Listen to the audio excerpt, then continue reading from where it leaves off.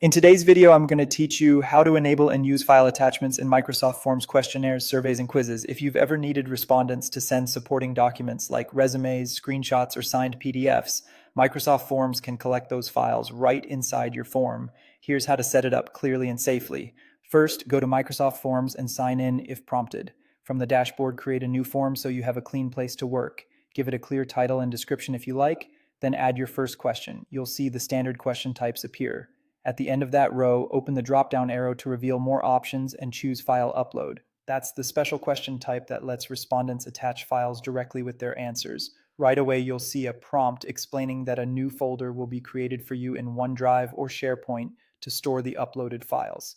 This keeps everything organized and ensures the files land in a secure, managed location.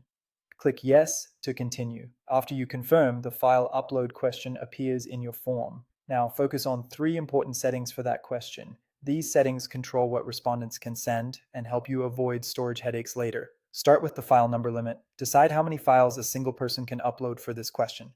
If you only want one document, set it to 1. If you're expecting multiple screenshots or several proofs, raise the limit accordingly. It's a great way to prevent clutter and keep reviews manageable. Next, set the single file size limit. This caps the size of each uploaded file so your storage doesn't fill up with oversized attachments. Choose a size that balances quality with practicality, large enough for what you need, but not so large that uploads take forever or exceed quotas. Finally, refine the file type. Click the 3 dots at the bottom right of the question and select File Type. Here you can restrict uploads to formats like PDF, Word, Excel, or image files. This keeps everything consistent and ensures you receive files you can open and process without conversion. A few useful tips as you configure this. Include guidance in the question text about what to upload and the limits you've set so respondents know what to expect.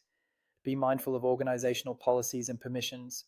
File uploads are typically governed by your company's settings and storage rules. And remember, the files you receive will be neatly stored in the folder that was automatically created when you enabled uploads. That's it. Your form is now ready to accept file attachments with clear limits and formats.